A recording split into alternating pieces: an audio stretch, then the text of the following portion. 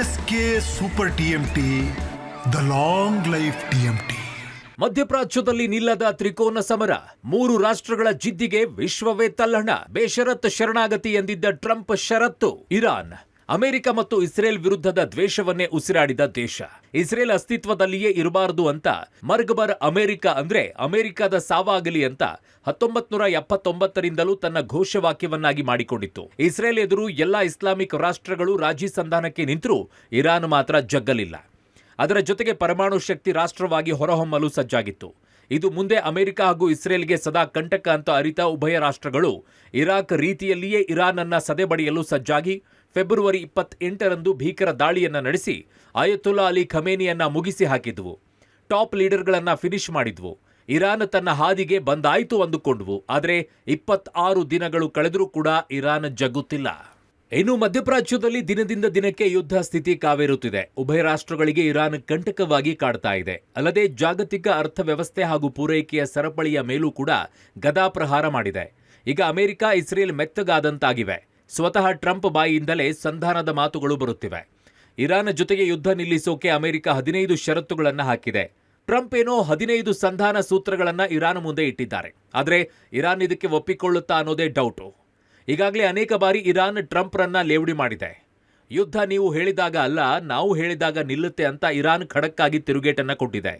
ಅಲ್ಲದೆ IRGC ವಕ್ತಾರ ಖತಮ್ ಅಲ್ ಅನ್ಬಿಯಾ ನಿಮ್ಮ ಸೋಲನ್ನ ಒಪ್ಪಂದದ ಮೂಲಕ ಮುಚ್ಚಿಕೊಳ್ಳಲು ಬರಬೇಡಿ ಅಂತ ಹೇಳಿದ್ದಾರೆ. ಹೀಗಾಗಿ ಇರಾನ್ ಟ್ರಂಪ್ ಸಂಧಾನವನ್ನ ಅಷ್ಟು ಸರಳವಾಗಿ ಒಪ್ಪಿಕೊಳ್ಳೋದು ಡೌಟ್ ಇದೆ. ಶಾಂತಿ ಮಂತ್ರದ ನಡುವೆ ಸಿಡಿದ ಬಾಂಬ್ಗಳು. ಅಲ್ಬೋರ್ಜ್ ಮೇಲೆ ಸಿಡಿದ B-52 ಬಾಂಬರ್. ಇಸ್ಫಹಾನ್ ಮೀನು ಮಾರುಕಟ್ಟೆ ಸಂಪೂರ್ಣ ಛಿದ್ರ.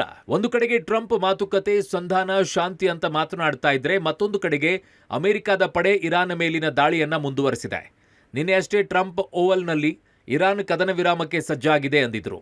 5 ದಿನಗಳ ಕಾಲ ಕದನ ವಿರಾಮ ಘೋಷಿಸಲು ನಾವು ರೆಡಿ ಇದ್ದೇವೆ ಅಂದಿದ್ರು.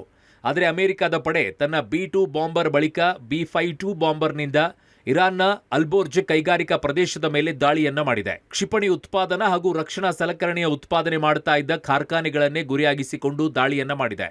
ಇನ್ನು ಇಸ್ರೇಲ್ ಕೂಡ ಇಸ್ಫಹಾನ್ನ ಮೀನು ಮಾರಾಟ ಘಟಕದ ಮೇಲೆ ಮಿಸೈಲ್ ದಾಳಿಯನ್ನ ನಡೆಸಿದೆ. ಮಿಸೈಲ್ ಹೊಡೆತಕ್ಕೆ ಇಡೀ ಪ್ರದೇಶವೇ ನೆಲಸಮಗೊಂಡಿದೆ. ಇನ್ನು ಮತ್ತೊಂದು ಕಡೆಗೆ ಇಸ್ರೇಲ್ ಲೆಬನಾನ್ ಮೇಲಿನ ದಾಳಿಯನ್ನ ತೀವ್ರಗೊಳಿಸಿದೆ.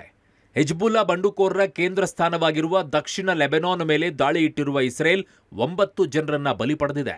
ಇಸ್ರೇಲ್ US ದಾಳಿಗೆ ಇರಾನ್ ಪ್ರತಿದಾಳಿ. ಕುವೈತ್ ಇಸ್ರೇಲ್ ಮೇಲೆ ಇರಾನ್ ಅಟ್ಯಾಕ್. ಇನ್ನು ಇಸ್ರೇಲ್ ಅಮೆರಿಕ ಇರಾನ್ಗೆ 1 ಏಟು ಕೊಟ್ರೆ ಅದು 2 ಏಟು ಕೊಡೋಕೆ ಶುರು ಮಾಡಿದೆ. ಇರಾನ್ ಮೇಲೆ ದಾಳಿಗೆ ಅಮೆರಿಕ ಬಳಸಿದ ಕುವೈತ್ನ ವಾಯುನೆಲೆಯನ್ನೇ ಇರಾನ್ ಧ್ವಂಸಗೊಳಿಸಿದೆ.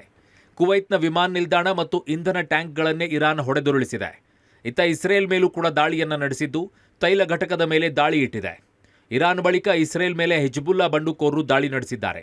ಮಜಾನಿಯಂ ಜಂಕ್ಷನ್ನಲ್ಲಿರುವಂತಹ ಹಿಜ್ಬುಲ್ಲಾ ನಡೆಸಿದ ರಾಕೆಟ್ ದಾಳಿಯಲ್ಲಿ ಇಸ್ರೇಲ್ನ ಮಹಿಳಾ ಸೈನಿಕ ನೂರಿಯಲ್ ಡುಬಿನ್ ದಾರುಣ ಮೃತಪಟ್ಟಿದ್ದಾರೆ. ಮಧ್ಯಪ್ರಾಚ್ಯ ಯುದ್ಧಕ್ಕೆ ಮತ್ತೊಂದು ದೇಶ ಎಂಟ್ರಿ. ಇರಾನ್ ವಿರುದ್ಧ ಸಿಡಿದು ನಿಂತ ಇರಾಕ್. 1980ರಲ್ಲಿ ಇರಾನ್ ಇರಾಕ್ ನಡುವೆ ದೊಡ್ಡ ಮಟ್ಟದ ಯುದ್ಧ ನಡೆದಿತ್ತು. ನಿರಂತರ 8 ವರ್ಷಗಳ ಕಾಲ ನಡೆದ ಈ ಯುದ್ಧ ಕೊನೆಗೂ ಕೂಡ ಕದನ ವಿರಾಮದ ಮೂಲಕ ಕೊನೆಗೊಂಡಿತ್ತು. ಅದಾದ ಬಳಿಕ ನೆರೆ ರಾಷ್ಟ್ರಗಳು ಈಗ ಮತ್ತೆ ಕದನಕ್ಕಿಳಿಯುವ ಸಾಧ್ಯತೆ ಇದೆ. ಇರಾನ್ ಇರಾಕ್ ಮೇಲೆ ಪದೇ ಪದೇ ನಡೆಸುತ್ತಿರುವ ದಾಳಿಯಿಂದ ಕಂಗೆಟ್ಟು ಹೋಗಿದ್ದು ಪ್ರತಿದಾಳಿಗೆ ಸಜ್ಜಾಗಿದೆ.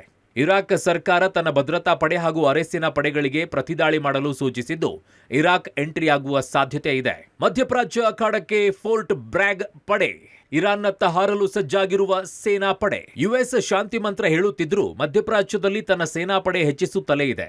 ಈಗ ಉತ್ತರ ಕೊರ್ಲಾನಿಯಾದ ಫೋರ್ಟ್ ಬ್ರ್ಯಾಗ್ ಬೆಟಾಲಿಯನ್ನ 3-4 ಸಾವಿರ ಸೈನಿಕರನ್ನ ಇರಾನ್ನತ್ತ ಕಳುಹಿಸಲು ಸಿದ್ಧತೆಯನ್ನ ಮಾಡಿಕೊಂಡಿದೆ ಅಂತ ಸ್ಥಳೀಯ ಮಾಧ್ಯಮಗಳು ವರದಿ ಮಾಡಿವೆ. ಅಲ್ಲದೆ ಮತ್ತಷ್ಟು ಯುದ್ಧ ನೌಕೆಗಳು, ಯುದ್ಧ ವಿಮಾನಗಳು ಟೆಹರಾನ್ನತ್ತ ಹಾರಲಿವೆ.